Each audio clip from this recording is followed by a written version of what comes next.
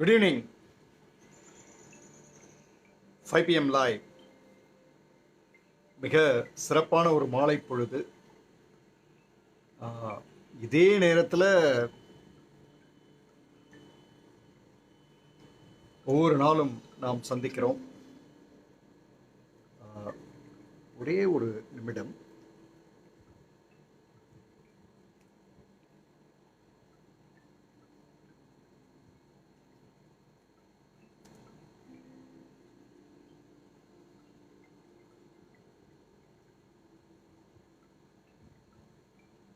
Yeah, good evening all. Good evening. Welcome.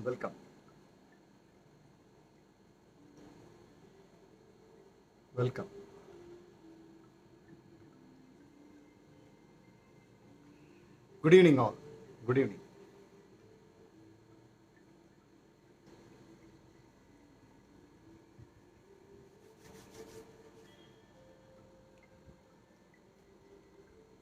Good evening, Jawahar Krishnan sir, Prema Venkatesh, Sendil Kumar, Nalli, Kumaran Devarajan sir,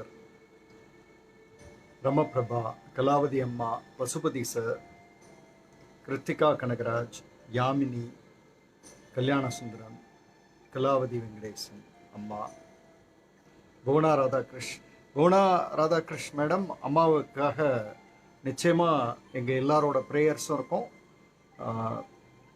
நிச்சயம் சிறப்பாக மீண்டு வருவாங்க நம்புகிறோம். Good evening Ambika Senthil sister, Seetha Lakshmi, Meena Malaiyan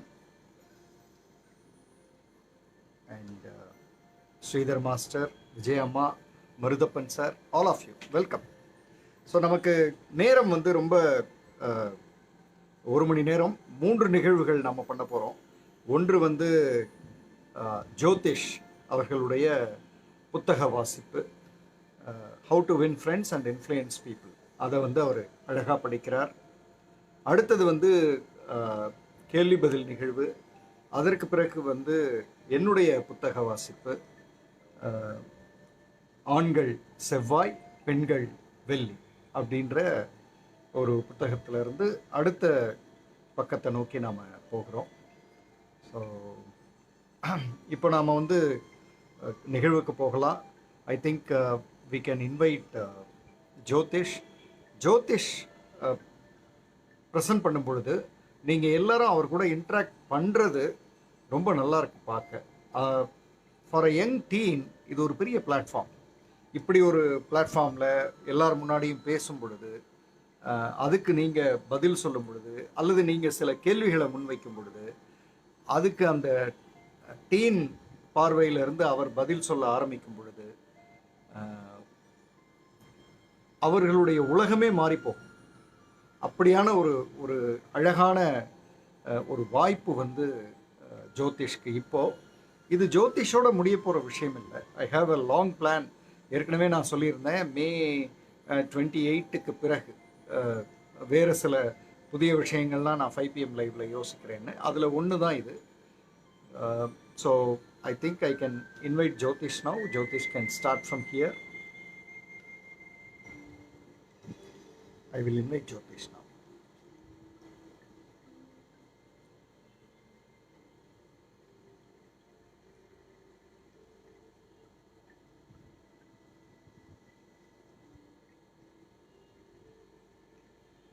I'm calling him. Uma Thennarasu madam, good evening. Good evening போட்டுருக்கீங்க. Rekha Mickey, good evening. வணக்கம். வணக்கம் sir. எப்படி இருக்கீங்க? நல்லா இருக்கேங்க சார். நீங்க நல்லா இருக்கீங்களாங்க சார்? நல்லா இருக்கேன். உங்களுடைய வாசிக்கிற விதம், நீங்க எடுக்கிற பாயிண்ட்ஸ், இது எல்லாமே ரொம்ப சிறப்பா இருக்குன்னு நிறைய பேருக்கிட்ட இருந்து ஃபீட்பேக் எனக்கு வந்தது. அதையும் உங்கள்கிட்ட சொல்றேன். உங்கள்கிட்ட நேரடியாகவும் சொல்றாங்க அவங்க லைவ்ல. அதனால ரொம்ப சந்தோஷம். நீங்க உங்களுடைய சாப்டரை ஆரம்பிக்கலாம். நீங்க அதாவது உங்களோட ஆடியன்ஸ்க்கு நீங்க என்ன சொல்லிட்டு அதுக்கப்புறம் நீங்க you can go to your book reading. I think 2 chapter படிக்கிறீங்கன்னு நினைக்கிறேன். படிச்சு முடிச்சுட்டு அடுத்தது நீங்க முடிக்கும் பொழுது நான் எடுத்தேன். Go ahead. கண்டிப்பாங்க சார். Thank you sir. ஸோ வணக்கம் 5 PM ஃபேமிலி. ஸோ எல்லாரும் மகிழ்ச்சியாகவும் பாதுகாப்பாகவும் இருக்கீங்கன்னு நம்புறேன். ஸோ நான் வந்து மறுபடியும் சொல்றேன், இந்த புக் பார்த்தீங்கன்னா how to win friends and influence people, Dale கார்னெகிங்கிறவர் எழுதினாரு. இது வந்து எல்லா விதத்துலயுமே ரொம்ப யூஸ்ஃபுல்லா இருக்கும். குறிப்பா சொல்ல போனா புதுசா பிசினஸ் ஆரம்பிக்கிறவங்க, அவங்க சில கான்டாக்ட்ஸ் தேடணும், கூட நிறைய கஸ்டமர்ஸ் வந்து வர வைக்கணும், நிறைய பேர் கூட வந்து கான்டாக்ட்ஸ் வச்சுக்கணும், அவங்க பிசினஸ் டெவலப் பண்ணணும்னு நினைக்கிறவங்களுக்கு இது ரொம்பவே யூஸ்ஃபுல்லா இருக்கும். ஸோ அண்ட் எனக்கு நிறைய பேர் பாராட்டு கூறியிருந்தீங்க, ரொம்பவே மகிழ்ச்சியா இருக்கு, ரொம்ப நன்றி சொல்லிக்கிறேன். இது வந்து நான் நிறைய கத்துக்கணும்னு வந்து என்னை மோட்டிவேட் பண்ணுது. ஸோ ரொம்பவே நன்றி. நான் இந்த சாப்டருக்குள்ள போறேன். ஸோ இப்போ பார்த்தீங்கன்னா இந்த first part how fundamental technique in handling பீப்புளோட பார்ட்ல 3 சாப்டர்ல நம்ம நேத்து 2 பண்ணியிருந்தோம். ஸோ இதுல இன்னைக்கு 3வது சாப்டரும் நெக்ஸ்ட் பார்ட் செகண்ட் பார்ட் அதுல ஃபர்ஸ்ட் சாப்டரும் பார்க்க போறோம். ஸோ ஸ்டார்ட் பண்றேன். He who can do this has the whole world with him. He who cannot walks a lonely way. அதாவது இந்த விஷயம் ஒருத்தர் கிட்ட இருந்தா அவங்க கூட மொத்த உலகமே உலகத்துல இருக்கிற எல்லா மக்களுமே அவர் கூட வருவாங்க, அவங்களுக்கு ஆதரவா இருப்பாங்க. இது பண்ண முடியாதவங்க வந்து ஒரு தனி வழியில போவாங்க. அப்படி என்ன இந்த மெத்தடுன்னு பார்ப்போம். ஸோ இதுல டேல் கார்னெகி என்ன சொல்றாருன்னா, நம்ம எல்லாருமே பாத்தீங்கன்னா நம்மளை பத்தி தான் இன்ட்ரெஸ்டடா இருக்கும், நமக்கு என்ன வேணுமோ அதை பத்தி தான் யோசிக்கிறோம். இது வந்து பாத்தீங்கன்னா ஹியூமன் நேச்சர், இது வந்து தப்பு இல்லை. நேத்து சொன்ன மாதிரி இது வந்து ஹியூமன் நேச்சர். நம்ம வந்து யாருக்கிட்ட என்ன பேச போனாலுமே பாத்தீங்கன்னா நம்மளை பத்தி தான் பேசுறோம். நான் இது பண்ணேன், நான் இது வாங்கினேன், இந்த விஷயம் நான் கத்துக்கிட்டேன், இது ரொம்ப இன்ட்ரெஸ்டிங்கா இருந்து, இந்த ஷோ நான் பார்த்தேன், இந்த மாதிரி நம்மளை பத்தியே தான் பேசுறோம். நம்ம வந்து அடுத்தவங்களை பத்தி பேசுறதும் இல்லை, அடுத்தவங்களை பத்தி சிந்திக்கிறதும் இல்லை. நம்ம யார்கிட்ட பேசினாலும் நம்மளை பத்தி தான் பேசுறோம். இது வந்து நம்ம நம்ம வந்து இது வந்து செல்ஃப் இம்பார்ட்டன்ஸ் வந்து காட்டுது. நம்ம வந்து நம்ம மேல ரொம்ப முக்கியமா இருக்கும், நம்ம ஒரு முக்கியமான மனிதர்ன்னு காட்டணுங்கிறதுல இருக்குது. இது பொதுவா எல்லா மனிதர்களுக்கும் இருக்கிறது தான், தப்பு இல்லை. ஆனா நம்ம வந்து யார்கிட்ட பேசுறோமோ அவங்களும் நம்ம மேல இன்ட்ரெஸ்டடா இருக்காங்கன்னு எக்ஸ்பெக்ட் பண்ண முடியாது. எல்லாருமே வந்து நம்ம மேல இன்ட்ரெஸ்டடா இருக்காங்கன்னு எக்ஸ்பெக்ட் பண்ண முடியாது. இந்த மொத்த உலகமே பாத்தீங்கன்னா நம்மள மாதிரி தான். அவங்கவுங்கள பத்தி தான் யோசிப்பாங்க, அவங்கவுங்க மேலதான் இன்ட்ரெஸ்டடா இருப்பாங்க. ஸோ நம்ம வந்து ஒருத்தர்கிட்ட பேசும்போது என்னை பத்தி பேசுன்னு ஒருத்தரை வற்புறுத்த முடியாது, எதுவும் பண்ண முடியாது. ஸோ இங்க ஒரு எக்ஸாம்பிள் பார்க்க போறோம். ரால்ஃப் வால்டோ எமர்சன் சொல்லி ஒருத்தர் இருக்காரு. அவரோட மகனும் பாத்தீங்கன்னா வீட்டுல அவங்க ஒரு தோட்டம் மாதிரி வச்சிருக்காங்க. அவங்க ஒரு கண்ணுக்குட்டி இருக்குது அவங்களோட தோட்டத்துல. அந்த கண்ணுக்குட்டி பாத்தீங்கன்னா வந்து புடிச்சு இழுக்கிறாங்க. இரவு நேரம் ஆயிடுச்சு, அந்த கண்ணுக்குட்டியை வந்து திருப்பி அதோட சாலைக்கு எடுத்துட்டு போகணும்னு ட்ரை பண்றாங்க. அவங்க என்னென்னமோ ட்ரை பண்ணி பாக்குறாங்க, அவங்களால இழுத்துட்டு போக முடியல. கழுத்துல கயிறை கட்டி, கை காலெல்லாம் கயிறு கட்டி இழுத்துட்டு போக பாக்குறாங்க. ஒரு பக்கமும் ஒரு திசையிலையும் பிடிச்சி இழுக்கிறாங்க, அவங்களால சுத்தமா முடியல. அந்த கண்ணுக்குட்டி நிக்கிற இடத்துலயே நின்றுட்டு இருந்தது. இங்க பாத்தீங்கன்னா அவங்க வீட்டுல வந்து ஒருத்தங்க வேலை செய்யறாங்க, அதாவது வீட்டை பாத்துக்கிறதுக்கு ஒருத்தங்க இருக்காங்க, ஒரு ஹவுஸ் மேட். அவங்க வந்து அயர்லாந்து சார்ந்தவங்க.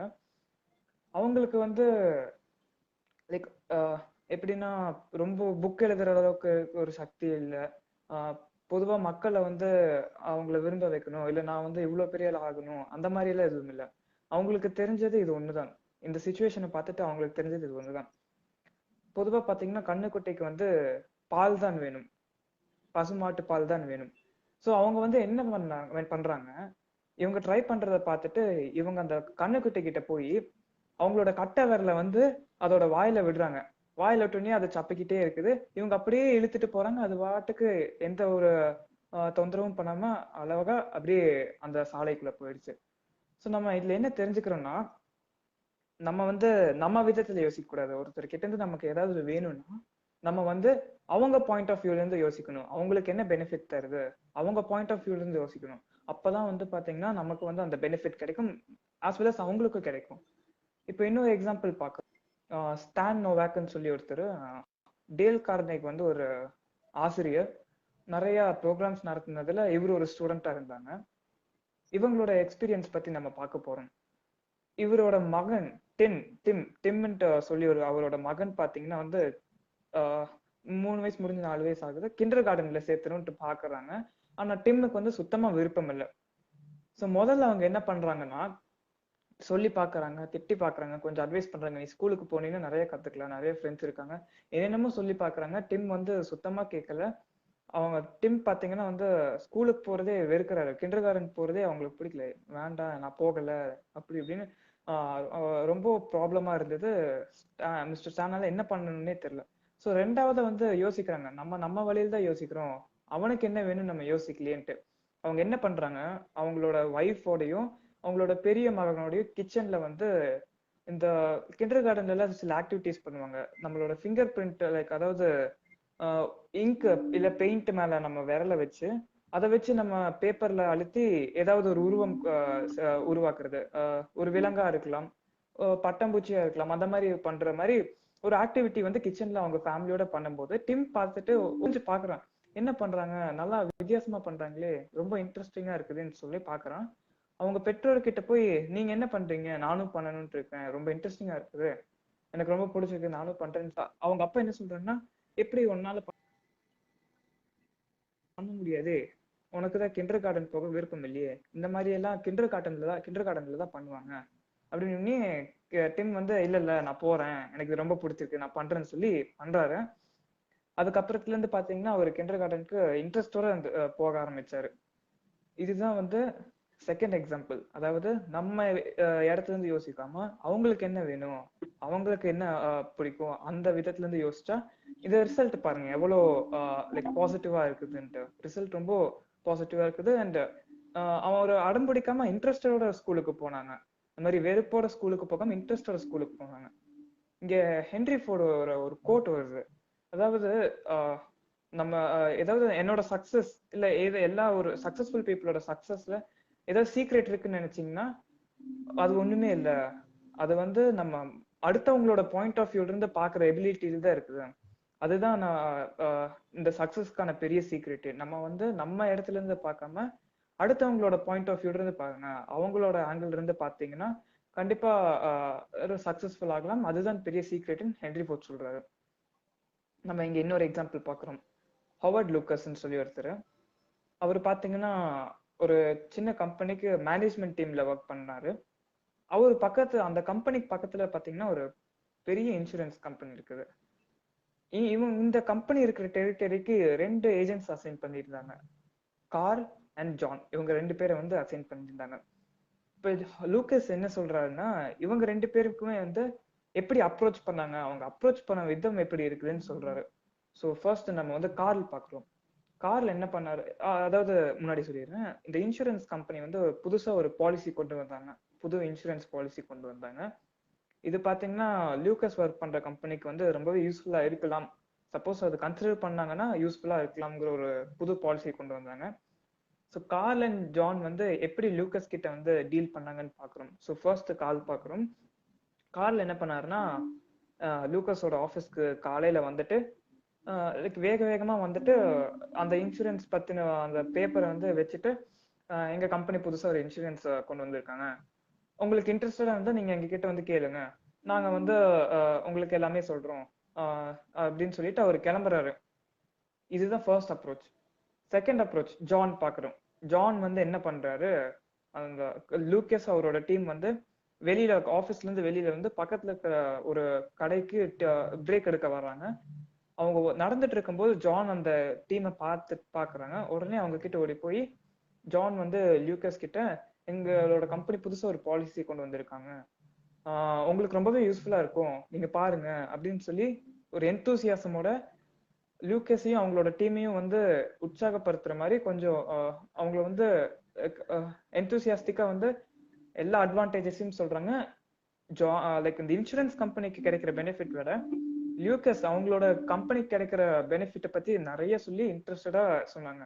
ஸோ இந்த ரெண்டுத்துல என்ன வித்தியாசம்னு பாத்தீங்கன்னா, கால் வந்து அவசரமா வந்து கொடுத்துட்டு அப்படியே சொல்லிட்டு போயிடுறாங்க. ஸோ லூக்கஸோட டீம் வந்து அதை கன்சிடர் பண்ண மாட்டாங்க. அவங்க என்ன வேலையில இருந்தாங்களோ, லைக் அவங்க வேலையில இவங்க வந்தாங்க, வந்து இப்படி சொல்லிட்டு போனாங்கன்னு நினைச்சிட்டு அதை மறந்துடுவாங்க. இவங்களோட ஒர்க்கோட கண்டினியூ பண்ணுவாங்க. ஜானோட அப்ரோச் பாத்தீங்கன்னா, ஜான் வந்து நிறைய எஃபர்ட் போட்டு எந்தூசியாஸ்டிக்கா அவ்வளோ ஆர்வமோட விஷயத்த சொன்னனால லூக்கஸோட டீம் வந்து கன்சிடர் பண்ண ஆரம்பிச்சாங்க. ஓகே, இவர் ஏதோ புதுசா இன்சூரன்ஸ் பாலிசி பத்தி சொல்றாங்களாட்டு இருக்குது, நல்லா இருக்குதுன்னு சொல்லி கன்சிடர் பண்றாங்க. அதை ஏத்துக்கவும் செய்யறாங்க. ஸோ இந்த ரெண்டு அப்ரோச்லயும் பாத்தீங்கன்னா கார்ல் வந்து ஒரு எஃபர்ட்டும் போடல. ஒரு எஃபர்ட்டும் போடாம வச்சுட்டு போயிடுறாங்க. ஜான் பாத்தீங்கன்னா ஒரு எஃபர்ட் போட்டு இன்ட்ரெஸ்ட கொண்டு வந்து செய்யறாங்க. ஸோ இதுல வந்து ஜான் தான் ஜெயிக்கிறாரு.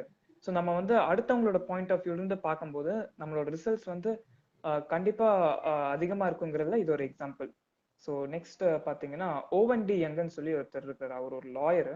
அவர் ஒரு கோட் சொல்றாரு. என்ன சொல்றாருன்னா, பீப்புள், அதாவது மக்கள் யாரெல்லாம் வந்து அவங்கள வந்து மத்தவங்களோட பாயிண்ட் ஆஃப் வியூல இருந்து பாக்குறாங்களோ, அதாவது சொல்லுவாங்களே, you don't know about him, you have to be in his shoes to know about him. அதாவது அவங்களோட இடத்துல இருந்து பாத்தீங்கன்னா தான் அவங்கள பத்தி தெரியும். இந்த மாதிரி மக்களுக்கு இந்த எபிலிட்டி இருந்தா அவங்க வந்து அவங்களோட ஃபியூச்சர் பத்தி வரி பண்ணவே தேவையில்லைன்னு சொல்றாரு. ஸோ இதுதான் ஓவன் டி யங் சொல்றாரு. Next S. ஸோ இதுல இருந்து நம்ம என்ன தெரிஞ்சுக்கலாம்னா, இந்த மெத்தட் வந்து லைக் இந்த வீட்டு விஷயத்துல இந்த மாதிரி மட்டும் இல்லாம பிசினஸ்லயுமே வந்து ரொம்ப யூஸ்ஃபுல்லா இருக்கும். ஃபார் எக்ஸாம்பிள், நம்ம வந்து ஒரு கஸ்டமரை வந்து, இல்லைன்னா நம்ம வந்து ஒரு கிளைண்ட் கிட்ட போறோம், இல்லை நம்ம ஒரு கம்பெனி வந்து அட்வர்டைஸ்மெண்ட் கொடுக்குறோம் அப்படின்னா, நம்ம வந்து கஸ்டமர்கிட்ட போய் இந்த நீங்க இதை வாங்கிக்கோங்க, ரொம்ப யூஸ்ஃபுல்லா இருக்கும் அப்படின்னு நம்ம பாயிண்ட் ஆஃப் வியூல இருந்தே சொல்லாம நம்ம இதோட பெனிஃபிட்ஸ் சொல்லணும். அதாவது நீங்க இது யூஸ் பண்ணீங்கன்னா உங்களுக்கு வந்து நீங்க நடக்கும்போது யூஸ் பண்ணலாம், இல்ல ஃப்ரீ டைம்ல இருக்கும்போது இது யூஸ் பண்ணீங்கன்னா உங்களுக்கு ரொம்ப ரிலாக்ஸிங்கா இருக்கும், இல்ல நீங்க அந்த மாதிரி பெனிஃபிட்ஸ் எல்லாமே சொல்லுங்க. நீங்க பெனிஃபிட்ஸ் சொன்னீங்கன்னா கஸ்டமர்ஸ் வந்து அதை கன்சிடர் பண்ண ஸ்டார்ட் பண்ணுவாங்க, கண்டிப்பா வாங்குவாங்க. ஸோ உங்களோட பிசினஸ்மே பாத்தீங்கன்னா நிறைய ஹைட்ஸ் தொடும். ரொம்பவே யூஸ்ஃபுல்லான டெக்னிக் இது. நிறைய பேர் பாத்தீங்கன்னா வந்து பிசினஸ்ல அவங்களோட பாயிண்ட் ஆஃப் வியூல இருந்து சொல்ல மாட்டாங்க. கஸ்டமர்ஸ்க்கு இது வந்து இந்த ஷூ பாத்தீங்கன்னா உங்களுக்கு காலுக்கு மெதுமெதுன்னு இருக்கும், ரொம்பவே லைக் ஷூ போட்ட ஃபீலிங் இருக்காது, வெயிட்டா இருக்காதுன்னு கஸ்டமர்ஸ் பாயிண்ட் ஆஃப் வியூல இருந்து சொல்றாங்க. அதனால தான் பெரிய பெரிய கம்பெனிஸ்ல சக்சஸ்ஃபுல்லா இருக்குது. இங்க இன்னொரு எக்ஸாம்பிள் பாக்குறோம். மைக்கேல் இ விடன். அவர் வந்து பாத்தீங்கன்னா ஷெல் ஆயில் கம்பெனின்ட்டு யூஎஸ் பேஸ்டு ரொம்ப பாப்புலரான கம்பெனி, அது பல வருஷமா இருக்குது. அந்த கம்பெனிக்கு இவர் வந்து டெரிட்டரி சேல்ஸ்மேன். அதாவது பாத்தீங்கன்னா ஒரு ஒரு டெரிட்டரிக்கு, ஒரு ஒரு ஏரியாவுக்கும் ஒரு ஒரு சேல்ஸ்மேன் வந்து அசைன் பண்ணிருப்பாங்க. அவங்களோட பொறுப்பு என்னன்னா, அங்க இருக்கிற அந்த அந்த டெரிட்டரி, அந்த ஏரியாவில் இருக்கிற அந்த பிரான்ச்சஸ்க்கு எல்லாமே இவங்க வந்து போய் பார்த்து அங்கங்க சேல்ஸ் பெர்ஃபெக்டா போகுதா, நல்லபடியா போகுதா அப்படின்னு சொல்லி பார்த்து அந்த மேனேஜர்ஸ் கிட்ட கொஞ்சம் கான்வர்சேஷன் பண்ணிட்டு இருக்கிறது அவங்களோட ஜாப். அவருக்கு என்ன வேணும்னா, அவர் வந்து அந்த டிஸ்ட்ரிக்ட்ல நம்பர் 1 சேல்ஸ்மேனா இருக்கணும்னு ஆசைப்பட்டாரு. ஆனா அவரு அந்த நம்பர் 1 பொசிஷன் போறதுக்கு ஒரே ஒரு ஸ்டேஷன் தான் வந்து அவரை பின்னாடி இழுத்துட்டு இருந்தது. அது என்ன ஸ்டேஷன் பாத்தீங்கன்னா, அந்த ஸ்டேஷன் வந்து ஒரு பழைய, ஒரு ரொம்ப வயசானவரால வந்து நடத்தப்படுது. ஒரு வயசானவர் தான் அது நடத்திக்கிட்டு இருக்கிறாரு. அவர் பாத்தீங்கன்னா வந்து அந்த ஸ்டேஷன் வந்து அந்த பழைய காலத்து ஸ்டைல்லயே வச்சிருக்கிறாரு. அவர் வந்து கிளீன் அப் பண்ணல, அது ரொம்ப பழசாவே இருந்தது. ஏன்னா அவரு வந்து மத்த ஸ்டேஷனுக்கு போகணுங்கிற அவசியம் இல்லை, அது புதுசா எப்படி இருக்குன்ட்டு அவருக்கு தெரியாது. ஏன்னா மத்த ஸ்டேஷன் போகிற அவசியம் இல்லை, அவர்கிட்டயே ஒரு ஸ்டேஷன் இருக்கும்போது அவர் மத்த ஸ்டேஷனுக்கு போக தேவையில்லை. சோ அவர் அங்கேயே இருந்து அதை பழசாவே வச்சிருக்காரு. அவங்க வந்து புதுசா மாத்துறதுக்கு மோட்டிவேஷன் இல்லை அவருக்கு. இவரு மைக் என்ன பண்றாருன்னா, அவர்கிட்ட போய் நீங்க இதை கிளீன் பண்ணுங்க, தயவு செஞ்சு கிளீன் பண்ணுங்க, கிளீன் பண்ணாதான் வந்து உங்களால லைக் சேல்ஸ் இன்க்ரீஸ் பண்ண முடியும், அப்படி இப்படின்னு நிறைய அட்வைஸ் சொல்லி பாக்குறாரு. சாஃப்டா ஹார்ட்டி கான்வர்சேஷன்ஸ் நிறைய ட்ரை பண்றாரு, ஒண்ணுமே வேலைக்காகல. ஸோ அவருக்கு வந்து வேற ஒரு மெத்தட் அப்ரோச் பண்ணலான்னு ட்ரை பண்ணாரு. அவருக்கு வந்து நம்பர் 1 பொசிஷன்ல இருக்கணும். அந்த பொசிஷன் அடையணும்னா இந்த ஸ்டேஷன் வந்து கிளீனா இருந்தா தான் நிறைய கஸ்டமர்ஸ் வருவாங்க, சேல்ஸ் இன்க்ரீஸ் ஆகும், என்னால் நம்பர் 1 பொசிஷன் அடைய முடியும். ஸோ இதுக்காக என்ன டெக்னிக் ட்ரை பண்றாருன்னா, இவர் வந்து இந்த பழைய ஸ்டேஷனோட மேனேஜரை கூட்டிட்டு போய் புதுசா ஓபன் பண்ண ஸ்டேஷனுக்கு கூட்டிட்டு போய் காட்டுறாங்க. காட்டும்போது இவர் வந்து ரொம்ப ஆச்சரியப்படுறாரு. ஏன்னா பாக்குறதுக்கு ரொம்ப மாடர்னா இருந்தது, கிளீனா இருந்தது, நிறைய பேர் வந்துட்டு போனாங்க. அவரோட ஸ்டேஷன் கம்பேர் பண்ணும்போது இதுக்கு நிறைய பேர் வந்துட்டு போனாங்க, ரொம்ப புத்தம் புதுசா இருந்தது. பார்த்தோன்னே இந்த மேனேஜர் ரொம்ப ஆச்சரியப்பட்டாரு, ரொம்ப வித்தியாசமா இருக்குதுன்ட்டு பார்த்தாரு. ஸோ என்ன பண்ணாருன்னா, அடுத்த நாள் இந்த மைக் வந்து அந்த மேனேஜர் அந்த பழைய ஸ்டேஷனுக்கு போய் பாக்குறாங்க. ரொம்ப ஆச்சரியப்பட்டாரு. ஏன்னா அந்த ஸ்டேஷன் பாத்தீங்கன்னா புத்தம் புதுசா இருந்தது. சுத்தமா எக்ஸ்பெக்ட் பண்ணல இவரு. இந்த மெத்தடோட இந்த அப்ரோச்சோட ரிசல்ட்ஸ் பாருங்க, புதுசா இருந்தது, நிறைய கஸ்டமர்ஸ் வர ஆரம்பிச்சாங்க, அந்த மேனேஜருமே ரொம்ப ஹாப்பியா இருந்தாங்க. கடைசியில இவருமே நான் நம்பர் 1 பொசிஷனுக்கு வந்துட்டாங்க. ஸோ பாருங்க, 2 பேர்த்துக்குமே பெனிஃபிட்ஸ். அதாவது இவரும் நம்பர் 1 பொசிஷனுக்கு வந்துட்டாங்க, அவருக்கும் சேல்ஸ் இன்க்ரீஸ் ஆச்சு. ஸோ இந்த மெத்தட், அதாவது அடுத்தவங்க பாயிண்ட் ஆஃப் வியூல இருந்து பாக்குறதோட பெனிஃபிட்ஸ் பாருங்க. ஸோ நெக்ஸ்ட் வந்து இன்னொரு கடைசி எக்ஸாம்பிள், சோர்ஸ் வந்து பாத்தீங்கன்னா அன்னோன். ஏன்னா இது வந்து ஒன் ஆஃப் டேல் ஸ்டூடெண்ட் கார்னிகோட ஒரு ஸ்டூடெண்டோட ஸ்டோரி பார்க்குறோம். ஃபைனல் எக்ஸாம்பிள் இந்த சாப்டரோட. அந்த ஸ்டூடெண்ட் ஒரு ஃபீமேல் ஸ்டூடெண்ட், அவங்க வந்து அவங்களோட மகனை பத்தி ரொம்பவே வரி பண்ணிட்டு இருந்தாங்க. காரணம் 2 காரணங்கள் இருக்குது. முதல் காரணம் பாத்தீங்கன்னா, அவன் சரியா சாப்பிடுறது இல்லைன்னு சொல்லி வருத்தப்பட்டாங்க. அவங்க அம்மா கொடுக்கறது ஒண்ணுமே ஒழுங்கா சாப்பிடுறது இல்ல. என்ன பண்றதுன்னே தெரியாம இருந்தாங்க பேரண்ட்ஸ் வந்து. சோ இவங்க வந்து சொல்லி பார்த்தாங்க, நீ இது சாப்பிட்டீங்கன்னா உனக்கு வந்து நிறைய பலம் கிடைக்கும், நல்லா இருக்க முடியும், உடம்பு ஆரோக்கியமா இருக்கும்னு சொல்லி நிறைய ட்ரை பண்ணி பார்க்கலாங்க. அவங்களால சுத்தமா முடியல. ஒரு நாள் வந்து அந்த அந்த பையனோட அப்பா கண்டுபிடிக்கிறாரு. அவங்க வீட்ல இருந்து ஒரு 2-3 வீடு தள்ளி பாத்தீங்கன்னா ஒரு புள்ளி இருக்கணும். அதாவது புள்ளின்னா பாத்தீங்கன்னா ஒரு பையன் வந்து வம்பிழுத்துக்கிட்டே இருப்பான். இந்த இந்த பையனை வந்து வம்பிழுத்துக்கிட்டே இருப்பான். இவன் வந்து எப்பெல்லாம் அவனோட ட்ரை சைக்கிள், அந்த சைக்கிள் மாதிரி 3 வீல் சக்கரத்தோட ஒரு சைக்கிள் இருக்கும் பாத்தீங்களா, அந்த சைக்கிளை ஓட்டிட்டு போறானோ அப்பெல்லாம் வந்து அந்த பையன் இவனை இழுத்து தூக்கி போட்டு அந்த சைக்கிள் எடுத்துட்டு இவன் ஓட்ட ஆரம்பிச்சிருவான். கொஞ்ச நேரம் கழிச்சு அந்த பையன் அழுதுட்டே அவங்க அம்மாட்ட போய் சொல்லுவான், இந்த மாதிரி என்னோட சைக்கிளை திருப்பி புடுங்கிட்டான்னு சொல்லுவான். அவங்க அம்மா திருப்பி ஓடி வந்து அந்த பையனை தள்ளி விட்டு அந்த பைக்ல இவனை திருப்பி உட்கார வச்சு திருப்பி வீட்டுக்கு வந்துருவாங்க. இது வந்து ரொம்ப டெய்லியும் நடந்துட்டு இருந்தது. தினமும் போவான், சைக்கிளை புடுங்கிடுவாங்க, இவன் அழுதுகிட்டே வருவான், அவங்க அம்மா போவான், திருப்பி சைக்கிள் வாங்கி தருவாங்க, திருப்பி வீட்டுக்கு வருவாங்க. அவங்க அப்பா இதை பார்த்துட்டு, ஓகே நம்ம இந்த மெத்தட் ட்ரை பண்ணலாமேட்டு ஒரு புது மெத்தட் ட்ரை பண்ணாங்க. ஒரு நாள் சாப்பிட உட்காரும்போது அந்த பையன் கிட்ட ஒரு இந்த 2-3 வீடு தள்ளி ஒரு பையன் ஒண்ணு வம்பிழுத்துக்கிட்டே இருக்கான்ல, நான் சொல்றது பண்ணினா உன்னால லைக் அவன் உன்னை சைக்கிள் இருந்து எடுக்க மாட்டான், உனக்கு நீ திருப்பி அவனுக்கு வந்து பதிலடி கொடுக்கறதுக்கு பலம் இருக்கும் அப்படின்னு அந்த பையன் வந்து பாக்குறான். மேல பார்த்துட்டு என்னங்க பார்த்துன்னு கேக்குறான். அதுக்கு அவங்க அப்பா சொல்றாங்க, உங்க அம்மா என்னெல்லாம் கொடுக்குறாங்களோ அதை நீ முழுசா சாப்பிட்டீங்கன்னா நீ வந்து வருத்தப்படவே தேவையில்லை, திருப்பி அந்த பையன் வந்து உன்னை வம்பு இழுக்க மாட்டான், உனக்கு அந்த பலம் கிடைச்சிடும், நீ திருப்பி பதிலடி கொடுக்கறதுக்கு உனக்கு பலம் கிடைச்சிருந்தோடனே அந்த பையன் வந்து ரொம்பவே சந்தோஷமாயிட்டான். சாப்பிட ஆரம்பிச்சான். அவங்க அம்மா என்ன காய் கொடுத்தாலுமே, என்ன கீரை வகைகள் எது கொடுத்தாலுமே சாப்பிட ஆரம்பிச்சான்.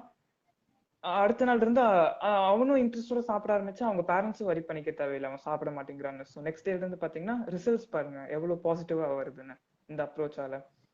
இப்போ 2வது காரணம் அவங்க பேரண்ட்ஸ் வரி பண்ணது பாத்தீங்கன்னா, அந்த பையன் பாத்தீங்கன்னா தினமும் நைட்டு தூங்கும் போது பெட்டை ஈரமாக்கிடுவான், அவனோட படுக்கையை ஈரமாக்கிடுவான்.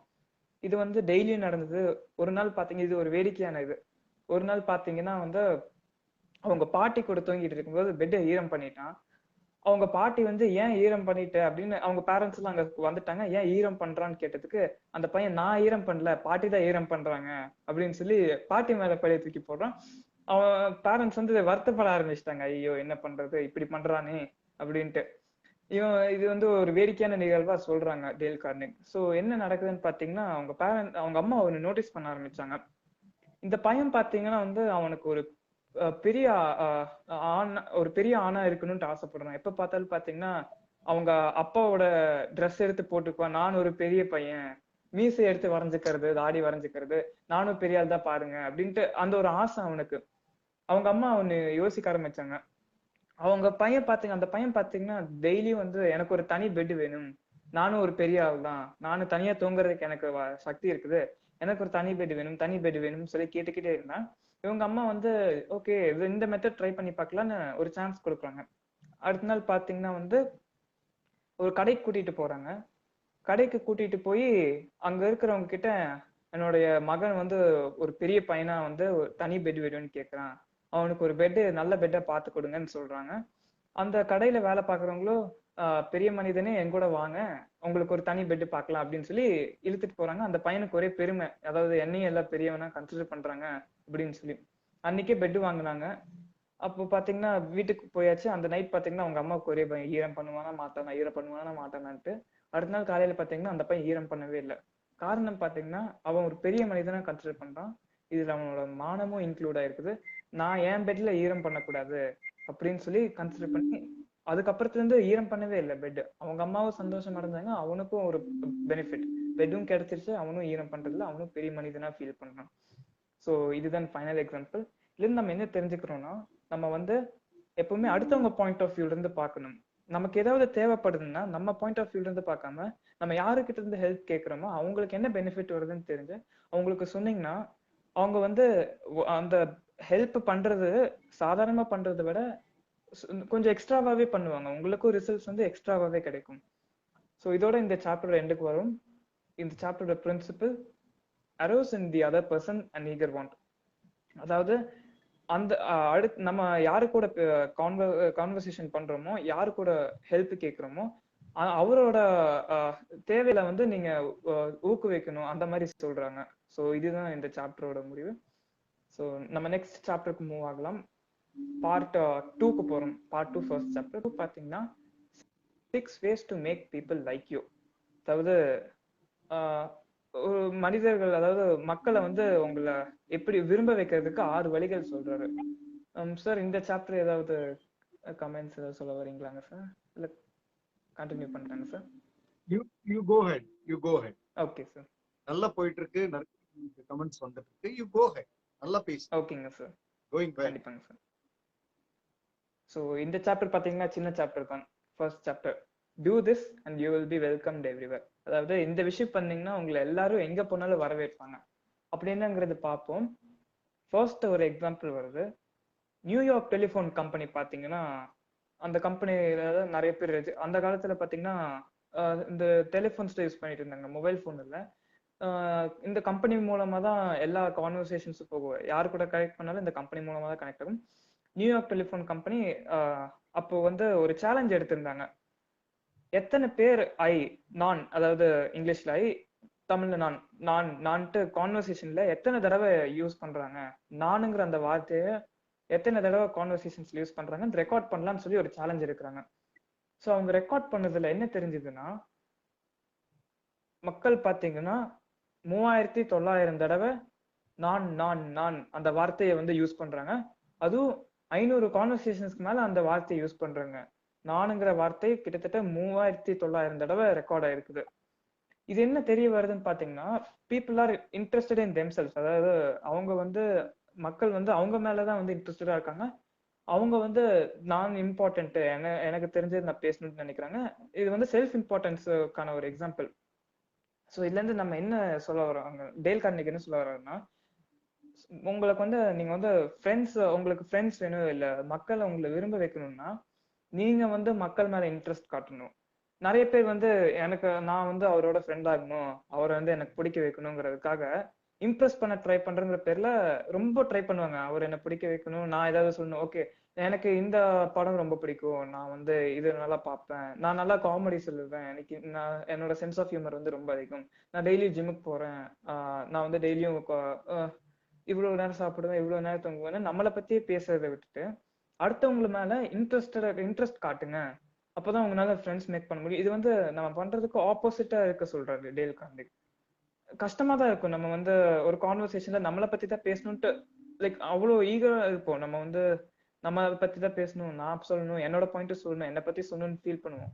பட் உங்களுக்கு வந்து வின் பண்ணணும், அந்த பர்சனை வின் பண்ணணும்னு நினைச்சீங்கன்னா நீங்க வந்து அவங்க மேல இன்ட்ரெஸ்டடா ஃபீல் பண்ணணும். அதாவது அவங்க ஏதாவது சொன்னாங்கன்னா, ஓ நல்லா இருக்குது, இது எனக்கு ரொம்ப பிடிக்குமாச்சு அப்படின்ட்டு அவங்கள சப்போர்ட் பண்ணணும் அந்த கான்வர்சேஷன்ல. ஒருத்தர் சொல்றாரு, எனக்கு வந்து ஜிம்முக்கு போறது பிடிக்கும்னா, ஓ ஜிம்முக்கு போறதா நல்ல விஷயமாச்சு, ஜிம்முக்கு போனா அவங்களோட பாடியை ஹெல்த்தியா வைக்கலான்ட்டு அவங்க என்ன சொல்ல வராங்கன்னோ அவங்க அதை பத்தி நீங்க வந்து பேசி சப்போர்ட் பண்ணீங்கன்னா you can easily win that person. இப்ப நம்ம ஒரு எக்ஸாம்பிள் பாக்குறோம். Charles R Walters. இவர் பாத்தீங்கன்னா வந்து ஒரு பேங்க்ல ஒர்க் பண்றாங்க. ஒரு குறிப்பிட்ட இன்ஃபர்மேஷன் தேவைப்பட்டு அது வந்து பிரசிடென்ட் கிட்டதான் இருந்தது.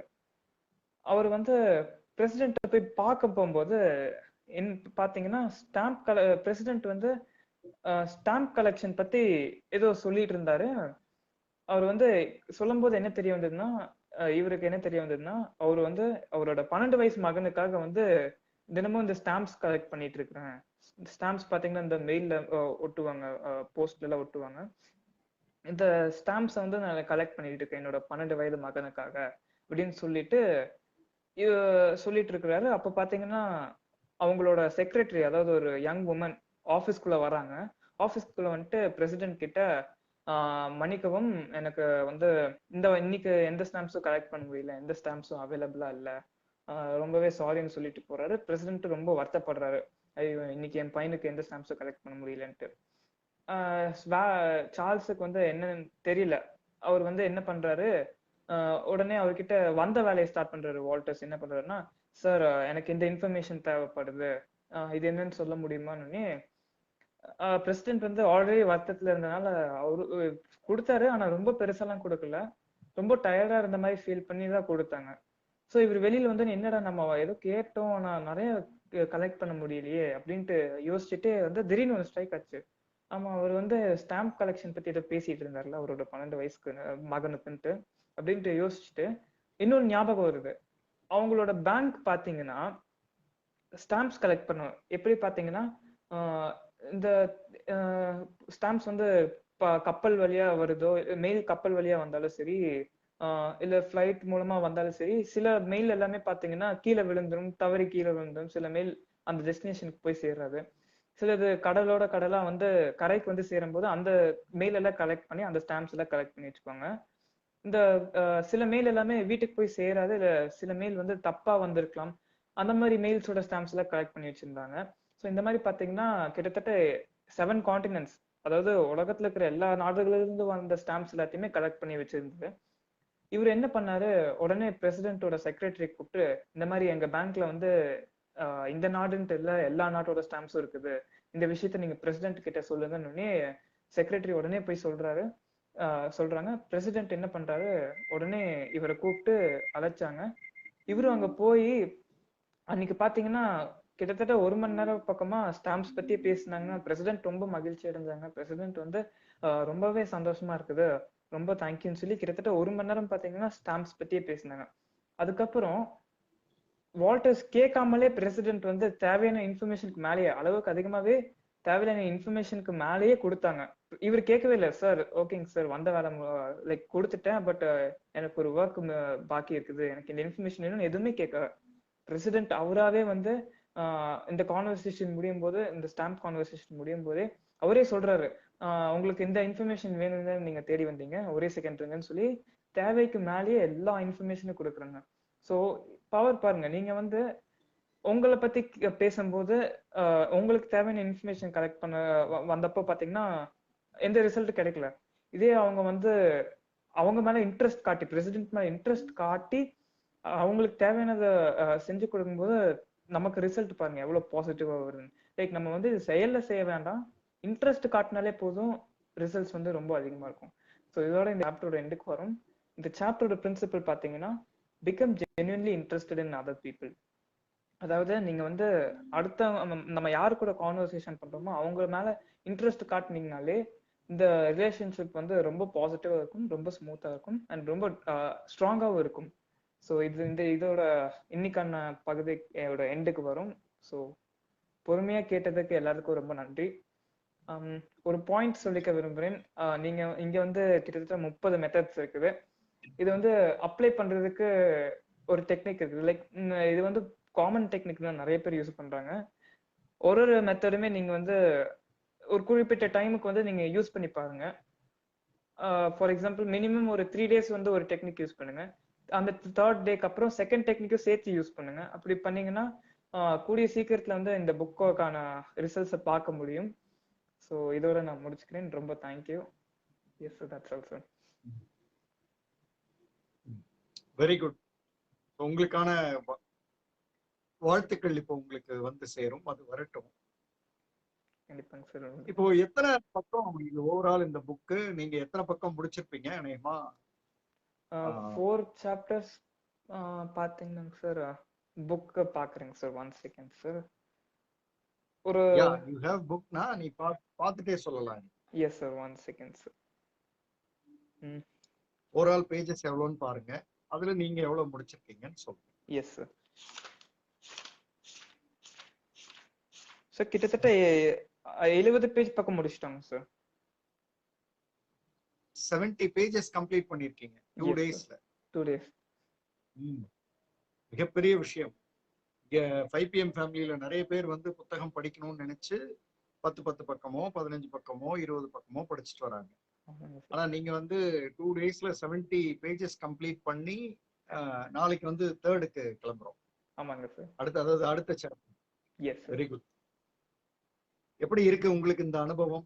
ரொம்ப மகிழ்ச்சியா இருக்குங்க சார். லைக் புதுசா சில இன்ஃபர்மேஷன் சொல்ல முடிஞ்சதுங்க சார். அதோட இந்த கமெண்ட்ஸ் எல்லாம் பார்க்கும்போது இன்னும் இன்ட்ரெஸ்டிங்கா ஃபீல் பண்ணேங்க சார். ஏன்னா ரொம்ப இந்த 5PM ஃபேமிலி டீம் பாத்தீங்கன்னா ரொம்ப என்கரேஜ் பண்றாங்க. அப்பப்போ அந்த பாயிண்ட் சொல்லிட்டு வராங்க. இதை பார்க்கும்போது ரொம்ப மகிழ்ச்சியா இருந்ததுங்க சார். உங்க ஃப்ரெண்ட் சர்க்கிள்லாம் இன்னும் இதை பார்க்கலையா? பார்க்கலைங்க சார். நான் அனுப்பணுங்க சார். கண்டிப்பா அனுப்புறேங்க சார். சரி. ஃபேமிலில இருந்து நிறைய பேர் வந்திருக்காங்க சார். அவங்க எல்லாம் பார்த்துட்டு என்ன சொல்றாங்க? கமெண்ட்ஸ் வருதுங்க சார். அத்தை பாத்தீங்கன்னா சூப்பர் டிஷன் போட்டிருக்காங்க சார். மாமா பாத்தீங்கன்னா அருமை தங்கமே போட்டிருக்காங்க சார். ஓ, அத்தை மாமா எல்லாம் இங்க இப்ப பார்த்துட்டு இருக்காங்க. பார்த்துட்டு இருக்காங்க sir. Right, very good. So வாழ்த்துக்கள். Thank you sir. இன்னும் சிறப்பா பண்ணணும். நாளைக்கு கண்டிப்பாங்க சார். உங்களுடைய சாப்டர் அதனுடைய இதோட வாங்க. we will go ahead. கண்டிப்பாங்க sir. Thank you. Yes sir. Thank you. Thank you sir. Thank you so much. Thank you 5PM family. நன்றி நன்றி. ஓகே. சோ அதாவது நான் நான் ஏன் வந்து டீன்ஸ் விஷயம்ன்றது ரொம்ப பெருசுன்னு சொல்றேன்னா, எப்ப வந்து ஒரு டீம் புத்தகத்துல இருக்கிறத படிச்சு, நான் 2-3 விஷயங்கள் சொல்றேன். படிக்கிறதே பெரிய விஷயம். படிக்கிறதை எடுக்கிறது அதை விட பெரிய விஷயம். எடுக்கிறத நோட் பண்றது மிகப்பெரிய விஷயம். நோட் பண்றத வார்த்தை பிசகாம அதை அழகா பிரசன்ட் பண்றது பெரிய விஷயம். அதை லைவ்ல பிரசன்ட் பண்றது அதை விட ரொம்ப முக்கியமான விஷயம். அதை வந்து ஒரு டீம் பண்ணும் பொழுது he or she reconstructs herself or himself. அவங்களே அவங்க ரீகன்ஸ்ட்ரக்ட் பண்றாங்க. இன்னைக்கு ஜோதிஷ் சொன்ன விஷயங்களை முதல்ல ஜோதிஷ் ஃபாலோ பண்ணுவார். அதை விட ஒரு பெரிய பெரிய மிராக்கிள் இந்த உலகத்துல என்ன இருக்க முடியும்? ஒரு டீனேஜ் ஸ்டூடெண்ட் புக் எடுத்து படிச்சு இப்படிதான் இருக்கணும் அப்படின்னு மற்றவங்களுக்கு சொல்லும் பொழுது indirectly he becomes the benchmark for what he says. 5PM ஃபேமிலியில 5PM லைவ்ல நடக்கிற மிக மிக முக்கியமான விஷயங்கள்ல மிக முக்கியமானது நான் கன்சிடர் பண்றத இதை சொல்றேன். டீம்ஸ் வந்து புக்கை ப்ரெசென்ட் பண்றது. ஸோ அது வந்து நிச்சயமா வந்து மிகப்பெரிய விஷயம். அதனால ஜோதிஷ்க்கு என்னுடைய வாழ்த்துக்களும். நாம நிகழ்வினுடைய 2வது பகுதிக்கு போறோம். கேள்வி பதில் நிகழ்வு. இன்னைக்கு கேள்வி பதில் நிகழ்வுல கான்ட்ராஸ்டிங் கொஸ்டின்ஸ், ரொம்ப வித்தியாசமான கேள்விகள். ஸோ பார்ப்போம், அதையும் நமக்கு பார்ப்போம்.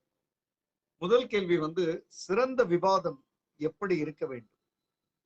முதல்ல உங்களுடைய பதில்களை முடிஞ்சா டைப் பண்ணுங்களேன்.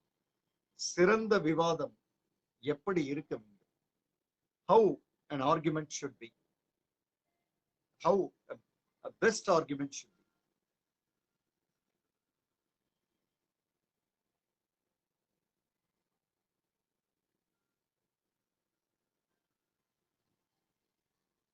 சிறந்த விவாதம் எப்படி இருக்க வேண்டும் தான் கேள்வி.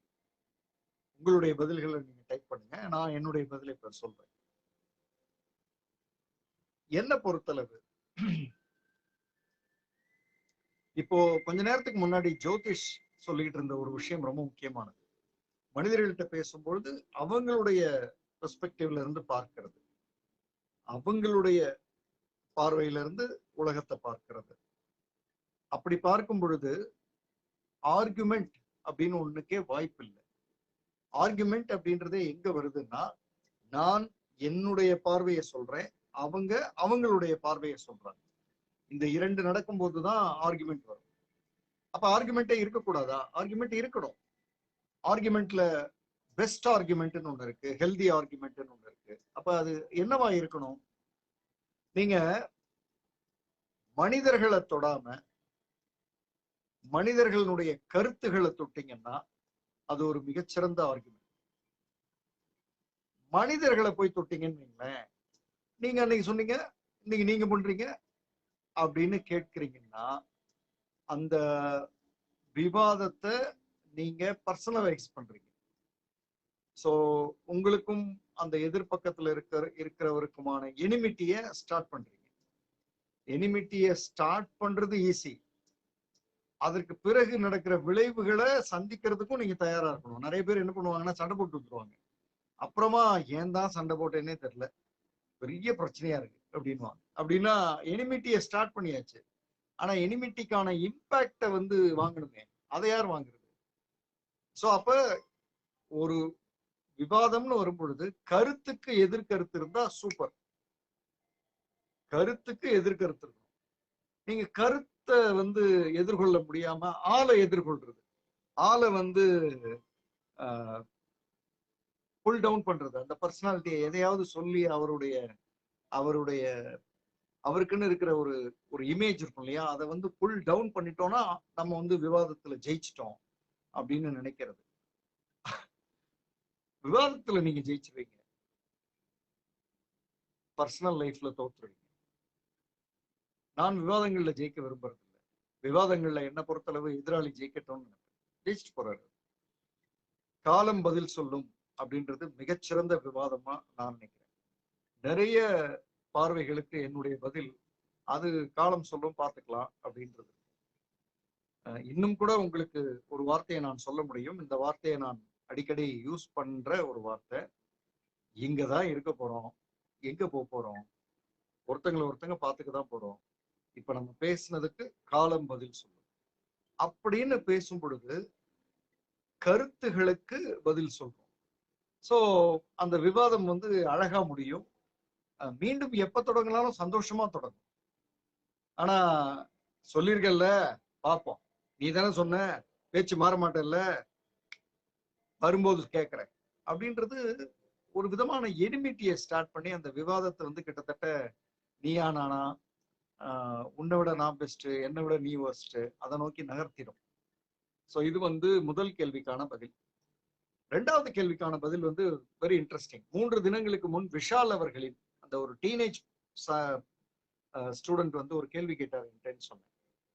3 தினங்களுக்கு முன் விஷால் அவர்களின் ஏன் எல்லோரும் ஒரே மாதிரியான தேர்வு முறை அப்படின்ற ஒரு கேள்வி வந்து மற்றவர்களிடத்திலிருந்து யோசித்து கேட்ட விதம் அற்புதம். அதன் தொடர்ச்சியாக இந்த கேள்வி, நமது கல்வி முறையின் அடுத்த கட்டம் என்னவாக இருக்க வேண்டும்? எனக்கு இன்னமுமே ஆச்சரியமா இருக்கிற ஒரு விஷயம், கல்வி முறையில செல்ஃப் ரியலைசேஷன் அப்படின்னு ஒரு ஒரு சப்ஜெக்ட் இருக்கா?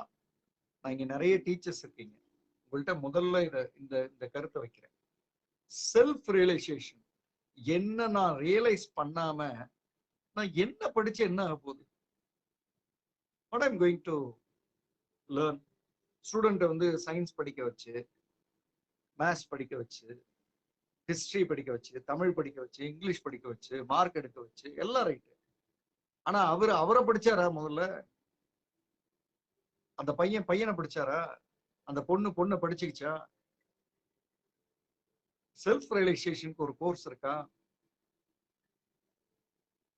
எப்பவுமே இந்த செல்ஃப் ரியலைசேஷன் கோர்சஸ் எல்லாம் எப்ப வருதுன்னா, 12th முடிச்சு காலேஜ் முடிச்சு வெளியில வந்து தடுமாறும் பொழுது, வாழ்க்கையை எதிர்கொள்ளும் பொழுது, எதிர்கொள்ள முடியாம திகைக்கும் போது திரும்பி பார்த்தா யாரோ ஒருத்தர் ஏதோ சொல்றாங்களே போய் கேட்டு வருவோம்னா அப்படித்தான் வருது. ஏன் இந்த பள்ளியிலேயே வரக்கூடாது? ஏன் ஆரம்ப காலத்துல இருந்தே செல்ஃப் ரியலைசேஷன் ஒரு சப்ஜெக்ட் இருக்கக்கூடாது? அந்த செல்ஃப் ரியலைசேஷன் சப்ஜெக்ட்ல வந்து நடக்கிற பாடங்கள் வந்து அந்த குழந்தையோடைய தனித்துவத்தையும் தனித்தன்மையையும் தனித்திறனையும் வெளிக்கொண்டு வருகிற பாடங்களா ஏன் இருக்கக்கூடாது? If there is a possibility, I would be very happy to design such course for Tamil Nadu government. அந்த செல்ஃப் ரியலைசேஷன் அப்படியே ஒரு சப்ஜெக்ட் இருக்கக்கூடாது. ஏன் வந்து சப்ஜெக்டை மட்டுமே படிக்கிற ஒரு கோர்ஸ் நம்ம ரெடி பண்றோம்? சப்ஜெக்ட படிக்கிற சப்ஜெக்ட எப்ப அவங்க ரியலைஸ் பண்றது? மீண்டும் சொல்றேன், சப்ஜெக்ட படிக்கிற சப்ஜெக்ட் இருக்குல்ல, அந்த சப்ஜெக்ட் அவங்களை எப்ப ரியலைஸ் பண்றது? So that's my answer for second question. Now I am going to third question. திகில் மற்றும் சோகமான படங்களை விரும்பி பார்ப்பவர்களின் உளவியல் என்ன? அட்டகாசமான கொஸ்டின். திகில் மற்றும் சோகமான படங்கள் ரெண்டுமே தனித்தனி எக்ஸ்டென்ஷன், ரெண்டு பதிலா சொல்றேன். ஃபர்ஸ்ட் வந்து சோகமான படங்கள், அதுக்கு சொல்லிடுறேன். சோகமான படங்களை விரும்பி பார்க்கறதுனுடைய உளவியல் என்ன தெரியுமா? நீங்க சில மனிதர்களை பார்த்திருப்பீங்க, அவங்க அடிக்கடி இந்த வார்த்தையை யூஸ் பண்ணுவாங்க. எனக்கு மட்டும் ஏன் தான் இப்படி நடக்குதோ? இப்படி மனிதர்கள் உண்டு, பார்த்திருக்கீங்களா? எனக்கு மட்டும் ஏன் தான் இப்படி நடக்குதோ தெரியல. எல்லாம் நல்லாதான் இருக்காங்க உலகத்துல, எனக்கு மட்டும்தான் இப்படி. ஆச்சரியத்திலயும் ஆச்சரியம், இந்த மனிதர்கள் தான் போய் இருக்கிறதுலயே ஹரிதாஸ்ல ஆரம்பிச்சு இருக்கிறதுலயே சோகமான படங்களை போய் உட்காந்து பார்ப்பாங்க. ஏன் பாக்குறாங்கன்னா, என்னை விட அவனுக்கு பெரிய சோகம் வந்துருச்சான்னு பார்ப்போமே அப்படின்றதுக்காக பாக்குறது. சோ திகில் படங்களை பாக்குறவங்களுக்கு ரெண்டாவதா வரேன். ஃபர்ஸ்ட் வந்து சோகமான பழக்கிறவங்களுக்கு இருக்கிற ஒரு மனநிலை வந்து why this is happening to me, why this is happening only to me. அதுலதான் அவங்க போய் திகில் சோகமான படங்களா எடுத்து அதுல உட்காந்து அழுது என்னென்னமோலாம் நடக்கும். ஃபைன். திகில் படங்களை பாக்குறவங்களோட உளவியல் எனக்கு தெரிஞ்சது சொல்றேன். திகில் படங்களை பாக்குறவங்களோட உளவியல் வந்து they are risk takers. They would like to explore, they would like to take some risk. அந்த அந்த இந்த படம் பார்க்காத ரொம்ப திகிலா இருக்கும் அப்படின்னா போய் பார்க்க தோணும். அப்படின்னா என்ன? they know very well that something is going to come, something is going to shake our body. ஆனாலும் அந்த thrill அதை பார்க்கணும், அதை என்ஜாய் பண்ணணும். I just want to enjoy that thrill அப்படின்றதுக்கு பண்ணுவாங்க. நீங்க இந்த மால் எல்லாம் பாத்தீங்கன்னா அந்த ஒரு இருட்டா ஒரு ஒரு அறை இருக்குமே, அதுக்கு பேர் என்னமோ சொல்லுவாங்க.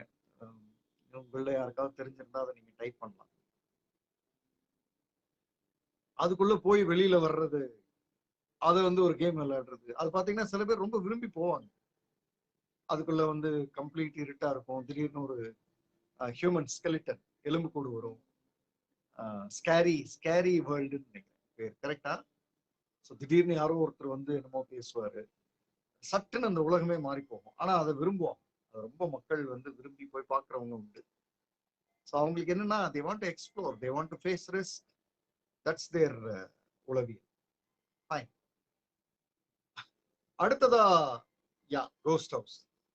அடுத்ததா ஸ்கேரி வேர்ல்டோ ஸ்கேரி ஹவுஸோ ஏதோ ஒண்ணு, அதையும் பார்த்திருக்கேன். நிகோ அடுத்த கேள்வி, செய்தி ஊடகங்களில் என்ன மாற்றம் கொண்டு வர வேண்டும்? எனக்கு செய்தி ஊடகங்களை பத்தி சொல்லணும்னா, whichever government comes, they will give left and right to that government.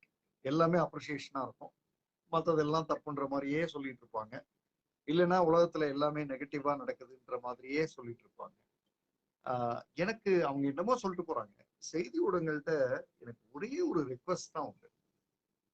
24 hours அந்த செய்தியை வந்து திரும்ப திரும்ப திரும்ப திரும்ப போடுறீங்க. ஒரு half an hour, குறிப்பா மார்னிங் 7 to 7:30 இல்ல 7:30 to 8, நேற்று நடந்த தமிழ்நாட்டுல நேற்று நடந்த நல்ல நிகழ்வுகளை ஒரு அரை மணி நேரம் போட முடியாதா? அதுல குறிப்பா மனிதத்தை உணர்த்துகிற விஷயங்களை போட முடியாதா? நேற்று எத்தனை பேருக்கு சப்போர்ட் பண்ணியிருப்பாங்க, எத்தனை பேருக்கு பிளட் டொனேட் பண்ணியிருப்பாங்க, எத்தனை பேர் ஆக்சிடென்ட்ல இருந்த மனிதர்களுக்கு உதவி இருப்பாங்க, எத்தனை மருத்துவர்கள் பேஷண்ட்ஸுக்கு உதவி இருப்பாங்க, எத்தனை சாதாரண மனிதர்களுக்கு பெரும் மனது கொண்ட மனிதர்கள் உணவு கொடுத்திருப்பாங்க. எவ்வளவு நடந்திருக்கும்?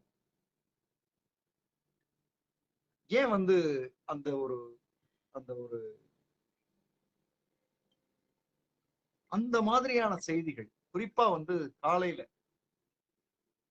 ஒரு நாளை நான் வந்து துவக்கும் போது அந்த மாதிரியான செய்திகள் எனக்கு வந்தா எனக்கு எவ்வளவு மனசுக்கு நிறைவா இருக்கும். I am very hopeful about life அப்படின்றது சாதாரண மனிதர்களுக்கு அதுதான் தேவை. காலையில அதை விட்டுட்டு காலையில வந்ததுமே இவங்க இதை பண்ணாங்க, அவங்க அதை பண்ணாங்க, ஏமாத்துனாங்க, போனாங்க, வந்தாங்கன்னு ஆரம்பிக்கும் போது வாழ்க்கையே இப்படிதான். நம்ம வந்து ஜாக்கிரதையா இருக்கணும். இந்த உணர்வோட தான் ஒருத்தர் வெளில அனுப்புறோம். சரி, வெளியில போயிட்டு சாயந்தரமா வர்றாரு, சாயந்தரமா மட்டும் நியூஸ் என்னவா இருக்கு, யாரை ஏமாத்துனாங்க, யாரு என்ன. சீரியல்ஸ் பத்தி நான் பேசணும்னா நிறைய பேசணும். எனக்கு இன்னமும் எனக்கு ஒரு சீரியல் சொல்லுங்க, எல்லாருக்கும் ஓப்பனா ஒரு கேள்வி கேட்கிறேன். எனக்கு ஒரு சீரியல் பேர் சொல்லுங்க. That serial is about a person or a male or female, a male or female successfully reaching top by changing herself or himself. தன்னை மாற்றிக்கொண்டு உயரங்களை அடையிற மாதிரியான ஒரு சீரியல் எதையாவது இருக்கா? குடும்பம் வந்துரும், எல்லா வில்லன்களும் குடும்பத்திலேயே இருக்காங்க. எல்லா பெண்மணிகளும் அந்த சீரியல்ல காட்டுற பெண்மணிகள் எப்படித்தான் இவங்க செலக்ட் பண்ணுவாங்கன்னு தெரியல. எல்லா பெண்மணிகளுக்கும் நெகட்டிவா ஒரு கேரக்டர் வச்சுட்டு ஒரே ஒரு பெண்மணி மட்டும் பாவம் அவங்க எல்லாத்துக்கும் நடுவுல மாட்டிட்டு முடிக்கணும். இத சிறு குழந்தைகள் பார்க்கறது தான் கொடுமை. ஏன்னா சின்ன குழந்தைங்க பார்க்கும் போதே ஓகே இப்படி எல்லாம் இருக்கணும் போல இருக்கு, மனுஷங்கன்னா இப்படிதான் இருக்கணும் போல இருக்கு, அப்படி எல்லாம் பண்றது. செய்தி ஊடகங்கள்ல என்ன பொறுத்தளவு மாற்றம்ன்றது காலையில ஒரு அரை மணி நேர நிகழ்வு மனிதர்களுக்கு நம்பிக்கை குடிக்கக்கூடிய ஒரு நிகழ்வா இருக்கும். நம்பிக்கை நேரம்னே அதுக்கு பேர் இருக்கலாம். ஓகே, நீங்கள் பார்த்த கணத்திலிருந்து உங்கள் நினைவுகளை விட்டு நீங்காமல் இருக்கும் இயற்கை காட்சி எது? முதல்ல ரூப்குந்த் ட்ரெக்கிங் ஹிமாலயாஸ்ல பண்ணும் பொழுது முதல் கம்ப்ளீட், அதாவது 360 degree white land, snow covered land, பனி படர்ந்த மலைப்பகுதியை நான் நடுவுல நிற்று 360 டிகிரி, அதுதான் என்ன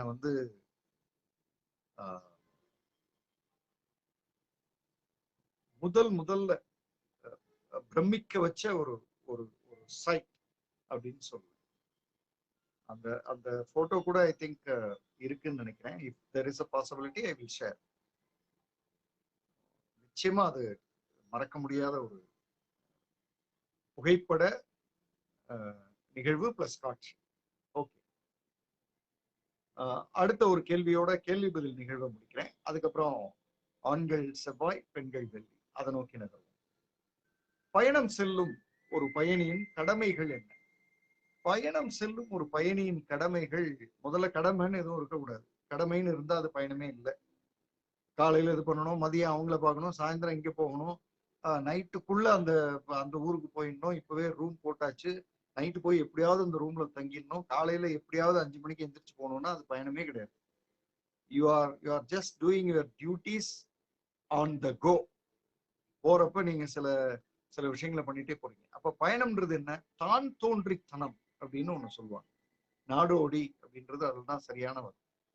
தான் தோன்றித்தனமா, தான் நினைக்கிற வேகத்துல, தான் நினைக்கிற பக்கங்கள்ல, தான் நினைக்கிற சாலைகள்ல, இலக்கு எந்த இலக்கும் இல்லாத ஒரு டிரைவ், என்ன கேட்டா அதுதான் பயணம்.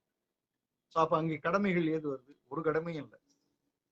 just drive, enjoy the places, enjoy people, go and speak to them, understand their culture, their perspectives about life, how they look at difficulties, how they face difficulties, how they survive in good times. அது எல்லாத்தையும் போய் பேசுறது, தெரிஞ்சுக்கிறதுன்றது தான் ரொம்ப ரொம்ப முக்கியமான ஒரு பகுதி. ஓகே, இதோட கேள்வி பதில் நிகழ்வை முடிக்கிறேன்.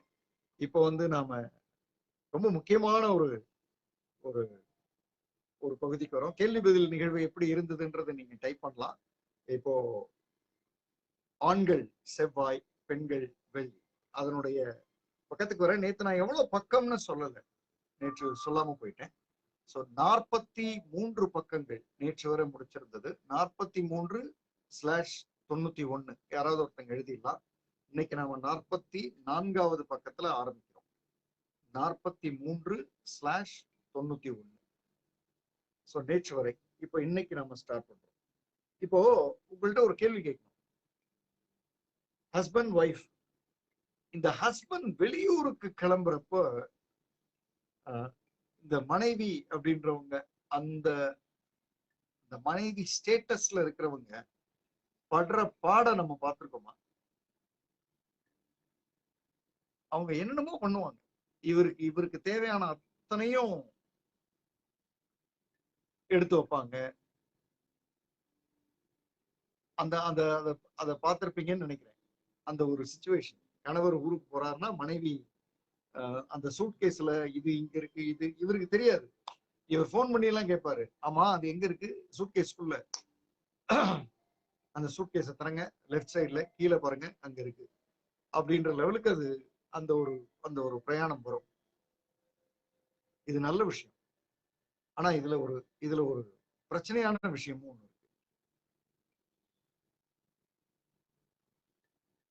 இருக்கு. இங்க இங்க இருக்கிறத நான் இந்த புத்தகத்துல இருக்கிறத படிக்கிறேன். சோ தட் அந்த டெப்த் நமக்கு பிடிக்கும், புரியும். நான் வெளியூருக்கு புறப்படும் போதெல்லாம் இதை எடுத்து வைத்துக் கொண்டீர்களா என்று என் மனைவி நச்சரித்துக் கொண்டே இருப்பார். என் மீதுள்ள பிரியம்தான் அதற்கு காரணம். ஆனால் என்னிடம் அவளுக்கு அவநம்பிக்கை என்று எண்ணி நான் எரிச்சல் பட்டேன். இப்படி எரிச்சல் படுகிற கணவர்கள் உண்டு. மனைவி போய் கஷ்டப்படுவாரே அப்படின்னு நினைச்சு அதை எடுத்துக்கிட்டீங்களா இதை எடுத்துக்கிட்டீங்களா அப்படின்னு கேட்கறது நடக்கும். கணவர் எத்தனை தடவை கேட்ப அப்படின்னு ஒரு கோபமாலாம் பேசுறது உண்டு. அந்த இடத்துலதான் இந்த இந்த இந்த சாப்டர் ஓபன் பண்ணும். இங்க கணவனும் மனைவியும் இங்க வித்தியாசப்படுறாங்க அப்படின்ற அந்த நுண்ணிய நுட்பவியல் அதை இந்த சாப்டர்ல சொல்றாரு. இப்ப ஒரு நாள் இந்த கணவர் மனைவி கிட்ட சொல்றாரு, இந்த வரியை கவனிங்க, ரொம்ப முக்கியமானது.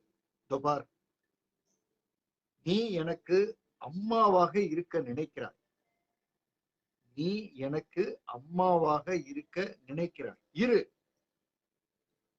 தப்பு இல்ல.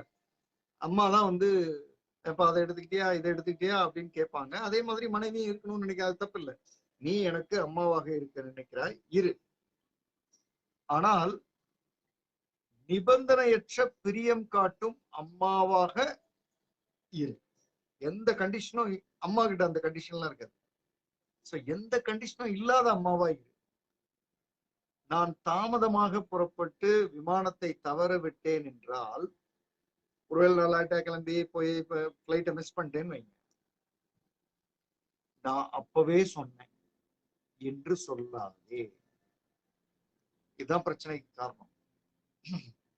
நான் அப்பவே சொன்னேன் என்று சொல்லாதே. இது ஆணுக்கும் பொருந்தும் பொண்ணுக்கும் பொருந்தும். அப்படி நான் ஒருவேளை லேட்டா போய் பிளைட்டை மிஸ் பண்ணேன்னா ஆன் சொல்றது, அப்படி ஒருவேளை நான் லேட்டா போய் பிளைட்டை மிஸ் பண்ணேன்னா அது ஒரு தப்புன்னு நான் பாடமா எடுத்துக்குவேன். நான் டூத் பிரஷையோ ஷேவிங் செய்யறதுக்கான விஷயங்களையோ நான் ஒருவேளை மறந்துட்டேன்னா அது எப்படியாவது திண்டாடி சமாளிச்சிருவேன். நெக்ஸ்ட் டைம் சரி பண்ணணும்னு நினைச்சுக்குவேன். ஆனா இத மறந்துட்டேன் அப்படின்னு சொல்லும் பொழுது குத்தி காட்டாதே. ரொம்ப முக்கியமான வார்த்தை இது.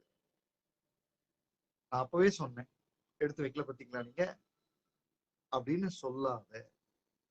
ஏன்னா அது ஆணுக்கு அது அது சரியா வராது. ஆணோட இயல்பு, அதாவது செவ்வாய் கிரக இயல்புன்றாரு என்னன்னா, தான் செய்யறேன் அது தப்புன்னு நான் உணர்ந்தா நான் திருத்திக்குவேன். அது தப்புன்னு சொல்றது கூட ஓகே.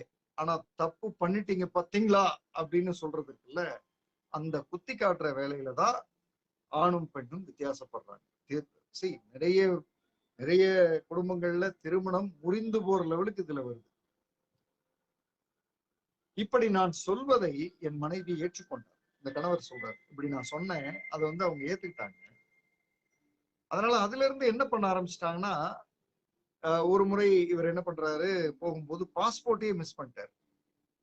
பிளைட்ல இருந்து ஏர்போர்ட்ல இருந்து கால் பண்றாரு, நான் இந்த மாதிரி வந்திருக்கேன், பாஸ்போர்ட்டை மிஸ் பண்ணிட்டேன், இப்ப போயே ஆகணும், வேற வழியே இல்லை, என்ன பண்றதுன்னு தெரியாம முடிச்சிட்டு இருக்கேன், அப்படின்னு சொல்லும் பொழுது மனைவி, அதே மனைவி ஏற்கனவே வந்து இவரை குத்தி காட்டிக்கிட்டே இருந்தாங்கல்ல, அந்த மனைவி வந்து இப்ப சிரிச்சுட்டே இவருக்கு ஒரு பதில் சொல்றாங்க.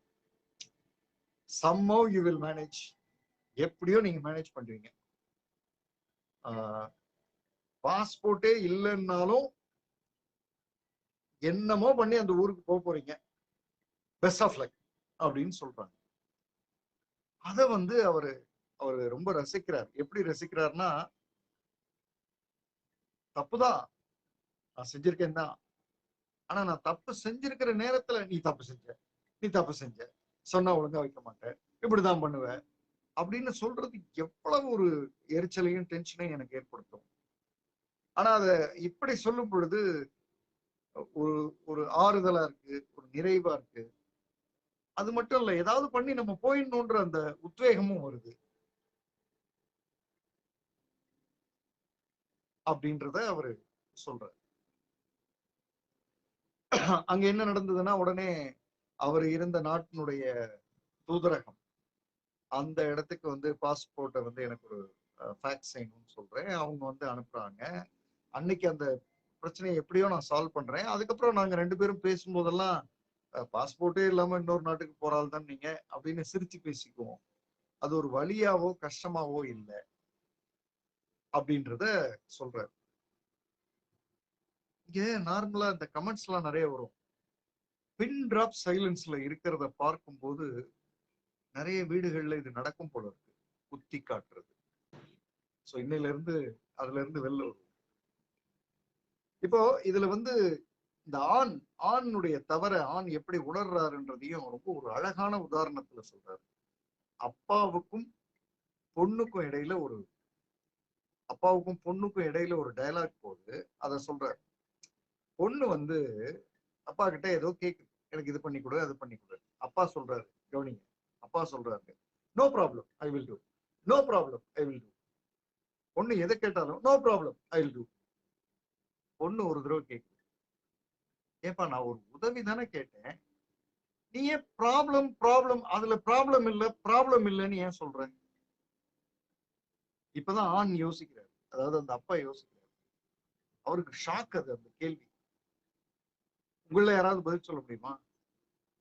இப்ப அப்பா கொஞ்சம் தண்ணி கொடு, நோ ப்ராப்ளம் இதை கொடுக்குறேன் அப்படின்னு ஏன் ஆண் சொல்றான்? அதை ஆண் திரும்ப திரும்ப நோ ப்ராப்ளம் நோ ப்ராப்ளம், அதுவும் பரவாயில்ல, நோ ப்ராப்ளம் நோ ப்ராப்ளம் அப்படின்னு ஒரு வார்த்தையை யூஸ் பண்ணிட்டே இருக்காங்க. ஏன்? இந்த அப்பாவுக்கு அப்பதான் அந்த இயல்பு புரியுது. என்ன இயல்பு? ஆணோட இயல்பு என்ன? ப்ராப்ளத்தை அவனால ப்ரொலாங் பண்ண முடியாது. நீண்ட நாளைக்கு ஒரு ப்ராப்ளத்தை வச்சுட்டு ஒரு பெண் வந்து ஒரு 10 வருஷத்துக்கும் ஒரே ப்ராப்ளத்தை வச்சு சால்வ் பண்ணி எந்திரிச்சு வந்துருவான். ஆனா ஆண் வந்து எப்படியாவது அதை முடிக்கணும்னு நினைப்பான்.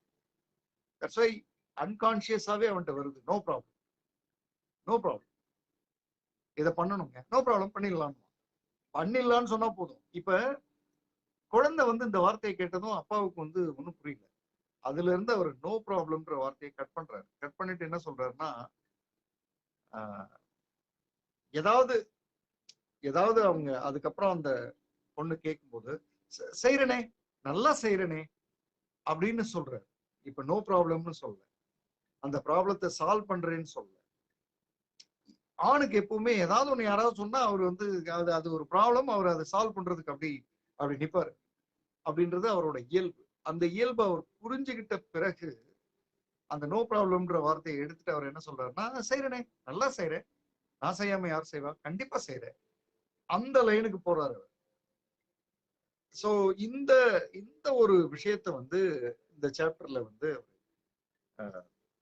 கொடுக்கிறார். அதை விட ஆண் பெண் உறவுல அந்த உறவுக்குள்ள வாக்குவாதம் அதிகமா வர்ற அந்த காலகட்டத்துல, கவனி, வாக்குவாதம் நிறைய வர்ற காலகட்டத்துல என்ன சொன்னா அந்த வாக்குவாதத்துல இருந்து வெளியில வரலாம் அப்படின்றத அடுத்து இந்த சாப்டர்ல அழகா சொல்றாரு. எப்படி சொல்றாருன்னா, கணவனுக்கும் மனைவிக்கும் அந்த வாக்குவாதம் வருது. அப்ப அந்த கணவன் ஒரு ஒரு விஷயத்த பண்றாரு. என்ன பண்றாருன்னா, கொஞ்சம் இரு, இந்த வார்த்தை ரொம்ப முக்கியம், கொஞ்சம் இரு. சொல்லிட்டு வெளியில போறாரு, வெளியில ஒரு வாக் போறாரு, போயிட்டு திரும்ப வர்றாரு. நான் பேசினது சரிதானா அப்படின்னு யோசிச்சு பார்க்கிறார். மற்றவங்களோட பிரச்சனை என்னன்னு யோசிக்கிறார். ஆச்சரியமா இருக்கு. கொஞ்ச நேரம் கழிச்சு வந்து பேசும் பொழுது, இந்த இடத்துல நான் இப்படி பேசக்கூடாது, இந்த இடத்துல அவங்க இப்படி பேசக்கூடாது, ஏதோ இந்த இடத்துல தான் நம்ம மிஸ் பண்றோம் அப்படின்றத புரிஞ்சு பேசுறாரு. அப்ப இங்க இந்த புத்தகத்துல சைக்காலஜிக்கலா ஒரு விஷயத்த சொல்றாரு. என்ன சொல்றாருன்னா, கொஞ்சம் இரு அப்படின்ற வார்த்தைய எந்த ஆணும் பெண்ணும் அதிகம் யூஸ் பண்றாங்களோ அவங்க 2 கிரகத்துல இருந்துட்டு தங்களுக்குள்ள மோதல் இல்லாம வாழறாங்க. இந்த வார்த்தை யாராவது டைப் பண்ணுங்க. கொஞ்சம் இரு. Let's wait, please wait. கொஞ்சம் கொஞ்சம் கொஞ்சம் தப்பு தப்பு தப்பு தப்பு தப்புன்னு 2 பேரும் வாக்குவாதம் பண்ணும்போது கொஞ்சம் இரு. நான் ஒரு சின்ன ஒரு வாக் போயிட்டு வந்தேன். போயிட்டு வந்து உட்காந்து பேசினா வேற மாதிரி இருக்கும். கொஞ்சம் இரு. இந்த வார்த்தைய இந்த சாப்டர்ல கொடுக்குறாரு. ஸோ இனிமே நம்ம இங்க இல்ல, யார் கூட எங்க பேசும்போதும் ஒரு சின்ன வாக்குவாதம் கொஞ்சம் இருங்க, ஒரு 2 நிமிஷம் அப்படின்னு அந்த இடத்த விட்டு காலி பண்ணிட்டு போயிட்டு திரும்ப வந்தீங்கன்னா நியூ பெர்ஸ்பெக்டிவ்ஸ் வந்துடும் மனசுக்குள்ள. வேற ஒண்ணு. ஏன்னா ரெண்டு கிரகம், ரெண்டும் நீயா நானான்னு இருக்கும். அந்த கொஞ்சம் இருன்னும் போது ரெண்டும் அதாவது ரியலைஸ் பண்ணிடுச்சுன்னா இங்க அந்த நீயா நானான்றதுல வராது. ஸோ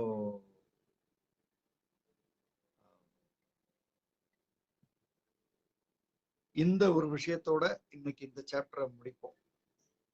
மொத்தம் இதுவரை 50 பக்கங்கள், 50 பக்கங்கள் நாம முடிச்சிருக்கோம். 50 பக்கங்கள் யாராவது ஒருத்தங்க டைப் பண்ணலாம். 50/91, 50 பக்கங்கள், 50/91. ஸோ 91 பக்க புத்தகத்துல 50 பக்கங்களை நாம முடிச்சிருக்கோம். எப்படி இருந்தது இன்னைக்கு நிகழ்வு? ஜோதிஷ் எப்படி இருந்தது? கேள்வி பதில் எப்படி இருந்தது? இந்த கடைசியா செவ்வாயான் வெள்ளி பெண் எப்படி இருந்ததுன்றத நீங்க டைப் பண்ணலாம். நான் அதை படிச்சுக்கிறேன். Stay safe, stay within. இன்னும் கோவிட் முடியல, இன்னும் எந்த விதமான பாசிட்டிவ் சைனும் வந்தில்ல. குறைகிறதுன்றது positive sign. It is not nil, it is decreasing. So as much as possible வீட்டுக்குள்ளேயே இருப்போம். நமக்கான வாழ்க்கையை வந்து உறுதிப்படுத்திக்குவோம். அண்ட் என்ன ரூல்ஸோ அதை ஃபாலோ பண்ணுவோம்.